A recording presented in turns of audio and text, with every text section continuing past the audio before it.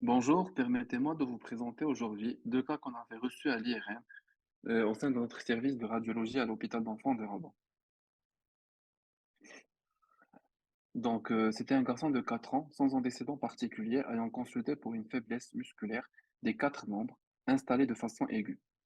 Après avoir poussé l'interrogatoire, on avait retrouvé une notion de diarrhée 2 semaines avant cette consultation, avec à l'examen une diminution des réflexes ostéotendines.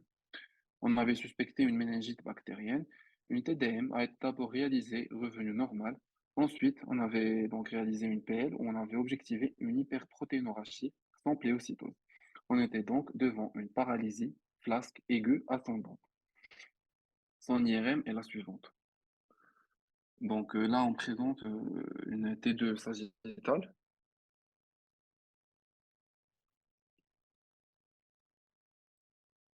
Là, donc, on a une T1 sagittale.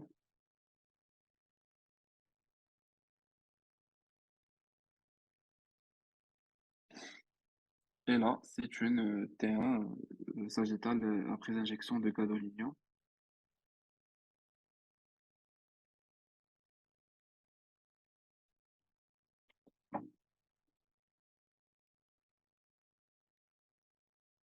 Et finalement une T1 axiale après injection.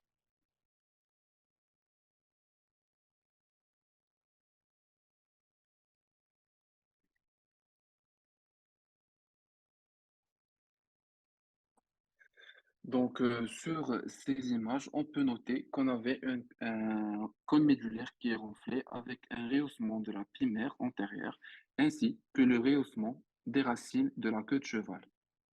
Donc, devant le rehaussement de la pimaire du cône médulaire et des racines de la queue de cheval, on peut évoquer les causes suivantes. Il faudra se poser déjà la question, est-ce un rehaussement physiologique des racines nerveuses?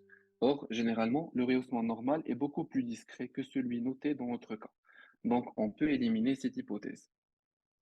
Ensuite, on pourra évoquer les métastases sous-arachnoïdiennes, mais on sait que dans ce cas, le rehaussement est typiquement plus nodulaire, comme on peut voir sur cette séquence.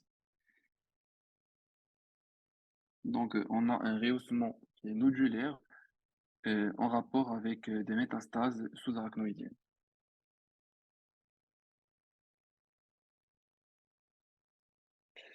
Ce diagnostic fut alors éliminé. On a également l'arachnoïdite post-chirurgicale qui correspond à une inflammation arachnoïdienne post-hémorragique due à sa manipulation durant le geste opératoire. Dans ce cas, on pourra également avoir un rehaussement qui intéressera cette fois surtout les racines postérieures. Et c'est surtout le contexte post-opératoire qui sera orientateur. Vu l'absence d'intervention chirurgicale chez notre malade, ce diagnostic a été éliminé. Un autre diagnostic à évoquer sont les polyneuropathies héréditaires, où on trouve la maladie de Charcot-Marie-Tooth en premier. C'est une neuropathie périphérique héréditaire dont le mode de transmission génétique et l'âge de début varient d'une forme à l'autre. Le plus souvent, elle se traduit par une atrophie musculaire et une neuropathie sensitive touchant les extrémités des membres. Elle peut également s'accompagner de pieds creux et elle est habituellement lentement évolutive. L'imagerie par IRM permettra d'objectiver un éventuel rehaussement des racines spinales, une hypertrophie des racines de la queue de cheval et des plexus, parfois responsables par compression d'un syndrome de la queue de cheval, comme on peut voir sur ces séquences T2 sagittale, coronale T1 et axiale T2, qui montrent une hypertrophie importante des racines comblant presque complètement le canal rachidien. On souligne ici également la disparité de calibre entre la taille normale de la moelle épinière avec l'élargissement des racines de la queue de cheval. L'IRM s'est révélé également utile pour évaluer l'étendue de l'atrophie musculaire et le remplacement des fibres musculaires par de la graisse. Donc, dans notre cas, on n'avait pas cet aspect en imagerie et cliniquement, déjà, on n'avait pas l'atrophie musculaire. Ce diagnostic a été donc éliminé. Le dernier diagnostic alors reste le syndrome de Guillain-Barré, qui est une polyradiculoneuropathie démyélinisante inflammatoire aiguë, PDIA, qui correspond à un groupe de troubles à début aigu associant un déficit moteur, une diminution des réflexes secondaires à une polyradiculonévrite inflammatoire. C'est une démyélinisation inflammatoire à médiation immunitaire qui correspond à une réactivité croisée des anticorps dirigés contre des agents pathogène avec des gangliosides et des glycolipides spécifiques. Un événement récent ou déclencheur est retrouvé dans 70% des cas, comme une infection à Campylobacter jejuni, une infection à CMV, jusqu'à 15% des cas. On note qu'un lien temporel est suspecté avec les vaccins, mais sans aucune corrélation formellement démontrée. Actuellement, on commence à parler plutôt du spectre clinique du Guillain-Barré pour décrire un spectre de neuropathie post-infectieuse rare qui surviennent en général chez des sujets jusque-là en bonne santé. Ce spectre clinique du Guillain-Barré est hétérogène. Il comprend donc la polyradiculonévrite démyélisante inflammatoire aiguë qui correspond au syndrome du Guillain-Barré et deux neuropathies axonales, dont une forme motrice pure appelée la neuropathie axonale motrice aiguë et une forme sensitivo-motrice ou neuropathie axonale sensitivo-motrice aiguë. Dans celle-là, on a donc l'atteinte des racines sensorielles avec fréquemment une fonte musculaire. Ensuite, on a le syndrome de Miller-Fisher, où on trouve une ophtalmoplégie aiguë avec une ataxie et qui est donc considéré comme un sous-type du syndrome de Guillain-Barré avec atteinte des paires crâniennes. Et finalement, d'autres variantes régionales comme la neuropathie panautonomique aiguë qui affecte le système nerveux sympathique et parasympathique. Donc, dans le syndrome de Guillain-Barré, on aura cliniquement une paralysie flasque aiguë ou des paresthésies distales suivies d'une paralysie ascendante avec une ascension jusqu'au tronc cérébral pouvant impliquer les nerfs crâniens. Les sphincters sont habituellement épargnés. Les muscles faciaux et oropharyngés sont déficitaires chez plus de 50% des cas qui présentent une atteinte sévère. Une paralysie respiratoire suffisamment pour nécessiter une intubation endotrachéale et une assistance respiratoire peut survenir dans 5 à 10% des cas. Il faudra noter que c'est la cause la plus fréquente de paralysie flasque chez les enfants et elle touche généralement l'enfant et l'adulte jeune, mais avec un pronostic généralement plus favorable chez l'enfant. Quant aux examens biologiques, ils reposent surtout sur la fonction lambert qui objectivera une dissociation albuminocytologique qui signifie donc une hyperprotéinorachie contrastant avec une humoration des globules blancs qui est normale ou une hyperprotéinorachie sans pléocytose. Mais elle peut ne pas apparaître avant une semaine, voire ne pas se développer chez 10% des patients. Quant à l'examen électrophysiologique ou le EEG, donc initialement, il pourra détecter un ralentissement des vitesses de conduction nerveuse et des éléments en faveur d'une démyélinisation segmentaire chez les deux tiers des patients. Cependant, des résultats normaux, en particulier au cours des 7 premiers jours, n'excluent pas le diagnostic et ne doivent pas retarder le traitement. Qu'en est-il de l'imagerie dans le syndrome de Guillain-Barré? Donc, appuyer le diagnostic et on pourra également éliminer les diagnostics différentiels de paralysie aiguë, notamment les compressions médulaires. Donc, c'est surtout l'IRM avec la séquence T1 sans et avec injection comme séquence clé. On aura donc, comme on a vu dans notre cas, un rehaussement important de la queue de cheval avec une atteinte plus marquée des racines ventrales, pouvant être légèrement épaissies, mais jamais nodulaires, associé à un rehaussement variable de la pimaire de la moelle distale et du cône médulaire. Donc sur cette T1 sagittale à gauche et cette T1 avec injection de gadolinium à droite, on note le rehaussement marqué des racines nerveuses de la queue de cheval. Donc c'était un patient de 10 ans atteint de syndrome de Guillain-Barré. C'est le même patient, donc on a la séquence T1 injectée axiale, où on note le rehaussement marqué qu'on vient de citer. Donc, si on a l'association avec un rehaussement des nerfs crâniens, on sera plutôt dans la variante de Miller-Fisher, comme on peut voir sur cette séquence coronale T1 injectée, passant par les méas acoustiques internes à ce niveau. Donc, c'était un patient de 3 ans avec une variante de Miller-Fisher de syndrome de Guillain-Barré, où on note donc le rehaussement anormal du nerf facial des deux côtés. Et là, sur un plan plus antérieur, chez le même malade, on note le rehaussement anormal et symétrique des nerfs trigemaux. La plupart des patients s'améliorent considérablement sur une période de quelques mois, mais près de 30% des malades présentent une paralysie séquelaire 3 ans plus tard. Après une amélioration au début, 2 à 5% des cas, 2 à 5% des patients développeront une polynévrite démyélisante inflammatoire chronique. Quant à la prise en charge, c'est surtout les échanges plasmatiques ou les immunoglobulines intraveineuses. Et dans les cas graves, un soutien respiratoire prolongé s'avère alors nécessaire. Donc, pensez au syndrome de Guillain-Barré.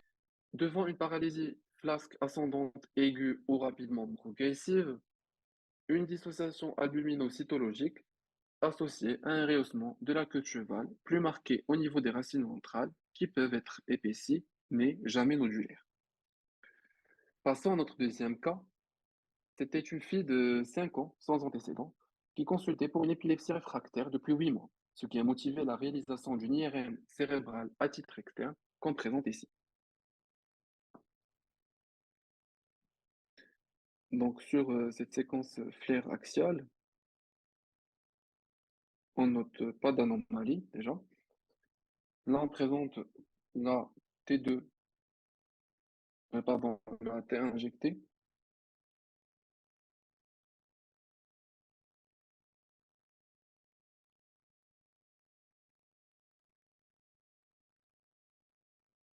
Donc, c'était une IRM qui était strictement normale. Après 6 mois, l'évolution a été marquée par l'installation d'un déficit moteur gauche, ce qui a motivé la réalisation d'un EEG et d'une nouvelle IRM cérébrale. Le EEG avait montré un ralentissement de l'activité de fond avec une nette asymétrie du tracé. Quant à l'IRM, on la présente ici. Donc déjà sur ces séquences T2 axiales, on peut noter un élargissement de l'espace sous-arachnoïdien à droite.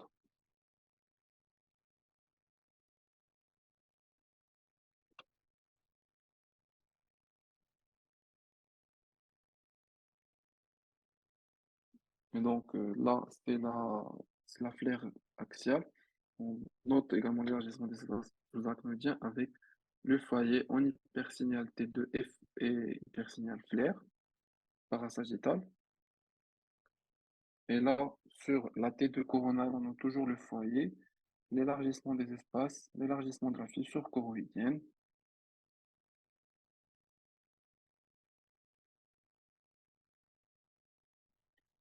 Et là, finalement, on va injecter pour montrer l'absence de rehaussement du foyer qui était en hypersignal flair et T2. Donc, sur cette IRM, on avait l'élargissement des espaces sous-arachnoïdiens de la convexité droite, de la fissure périssylvienne et temporale postérieure, avec une dilatation passive VL homolatérale. On avait également une anomalie du signal en plage cortico-sous-corticale parasagittale droite, qui était donc en hypersignal flair et T2, sans traduction sur les séquences de diffusion et sans rehaussement après injection.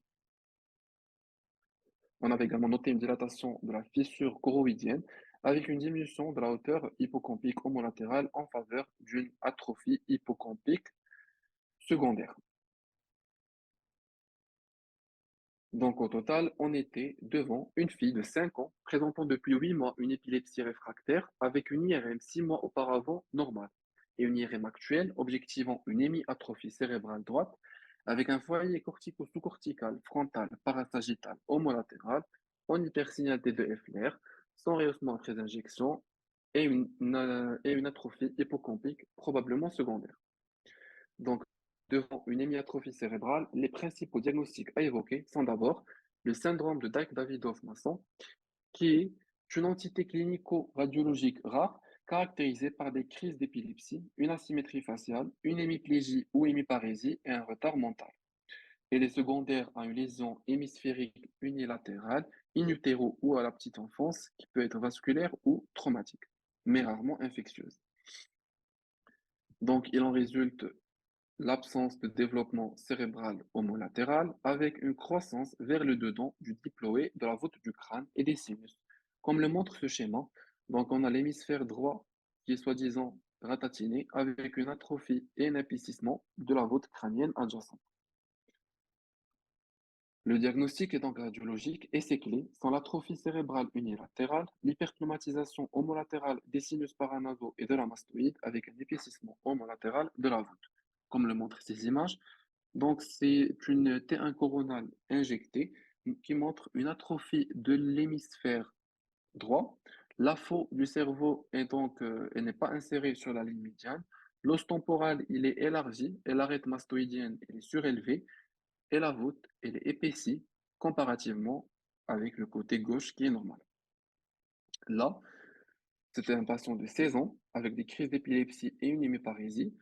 Donc là, on peut voir les modifications classiques du syndrome de Dyck-Davidov-Masson, qui sont la réduction du volume de l'hémisphère gauche avec un épaississement de la voûte du crâne et une dilatation marquée du sinus frontal. La flaire chez le même malade montre l'atrophie corticale et la gliose de la substance blanche. Et là également, on peut noter l'élargissement du ventricule latéral et l'épaississement de la voûte. Donc, devant l'absence de l'épaississement de la voûte du crâne, ni l'hyperpneumatisation homolatérale des sinus paranasaux, et déjà l'absence de notion de lésion causale à l'enfance, ce diagnostic a été éliminé. Le deuxième diagnostic qu'on pourra évoquer est le syndrome de Sturge-Weber, qui est un syndrome congénital mais non héréditaire, avec une anomalie du développement des veines corticales, entraînant à long terme de nombreuses manifestations intracrâniennes, avec une ischémie chronique et un élargissement des veines alternatives de drainage. Cliniquement, il se manifeste par des convulsions dans 75 à 90% des cas, associées dans la majorité des cas à une hémiparésie avec des épisodes de type AVC et également une déficience intellectuelle. La présence de malformations capillaires faciales appelées lit de vin est donc pathognomonique et c'est le signe le plus spécifique de ce syndrome avec une distribution classique dans le territoire du trijumeau. Les clés du diagnostic sont l'atrophie lobaire cérébrale avec des calcifications corticales et sous-corticales, un rehaussement leptoméningé et un plexus choroïde élargi. Donc sur cette TDM, c'est moi axial chez une fillette de 11 ans avec une épilepsie irréductible, pardon. On note les calcifications sous-corticales bilatérales plus marquées à droite qui sont caractéristiques du syndrome de Sturge-Weber. Lors de la réalisation d'une IRM chez cette malade, on avait donc noté le rehaussement leptoméningé bilatéral avec un élargissement du plexus choroïde droit et un assignal de la substance blanche sous-corticale en regard du fond des sillons correspondant aux calcifications. On note également là, chez un garçon de 10 ans atteint de syndrome de Sturge-Weber, la perte marquée du volume parenchymateux et l'assignal qui correspond à une zone de calcification corticale et sous-corticale qui ont été vues en TDM et également l'élargissement, la veine ici de drainage sous-épendymère qui est élargie. Donc, devant l'absence de névus facial lit de vin ainsi que l'absence de rehaussement leptoméningé et de calcification corticale, ce diagnostic a été éliminé. L'hémiméganencéphalie peut également être évoquée. Donc, elle correspond à la surcroissance amartomateuse d'une partie ou d'un hémisphère entier en relation avec des défauts de la prolifération neuronale, leur migration et leur organisation. On aura donc un déplacement des structures médianes, un excès de la substance grise et blanche, des gyries aplatis et des anomalies de la corne frontale du ventricule latéral. On pourra donc comprendre que dans l'hémiméganencéphalie, le côté le plus petit est le côté qui est sain, contrairement au syndrome qu'on vient de citer. Donc, ces présentations les plus courantes sont les crises épileptiques, l'hémiparésie et le retard du développement. Les clés du diagnostic à l'imagerie sont un hémisphère cérébral de grande taille, de même que l'hémicrâne, avec un ventricule homolatéral élargi et une corne frontale de forme anormale qui sera souvent pointue, avec une association à des anomalies de la substance grise, type pachygyrie, polymicrogyrie et des hétérotopies, mais également des anomalies de la substance blanche, comme une augmentation de volume, une intensité anormale du signal en T2, qui est souvent hypointense avant la période typique de myélinisation. Donc sur cette T2 axiale chez un patient de 3 mois, on note l'élargissement de l'hémisphère gauche avec une différenciation anormale substance grise, substance blanche de façon diffuse. Sur la T2 coronale, donc chez le même malade, on note la gyration anormale avec la pachygyrie et la polymicrogyrie, l'intensité anormale du signal de la substance blanche dans l'hémisphère gauche qui est due à une myélinisation accélérée. Et on note également le ventricule homolatéral qui est hypertrophie, typique de l'hémiméganencéphalie. Ce diagnostic a été donc éliminé devant l'absence des signes qu'on vient de citer. Ce qui nous laisse devant l'encéphalite de Rasmussen, qui est une encéphalite chronique localisée qui correspond donc à une inflammation cérébrale unilatérale chronique, progressive, mais d'étiologie incertaine. Elle est caractérisée par une atrophie hémisphérique et une épilepsie partielle, de contrôle difficile avec l'installation progressive d'une hémiplégie. Elle débute habituellement dans l'enfance, entre 6 ans et 8 ans.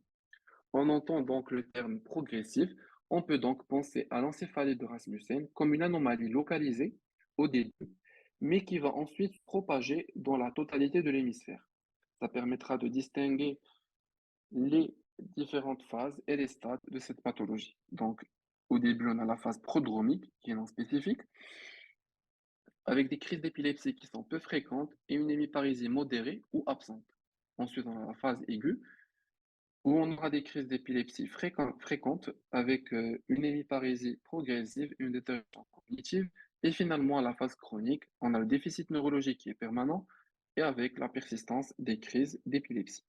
Donc, notre malade a été sûrement à la phase prodromique lors de la première IRM 6 mois auparavant, et actuellement, puisqu'elle avait installé le déficit et son épilepsie était résistante à une triple thérapie, elle était donc arrivée à la phase chronique de la maladie.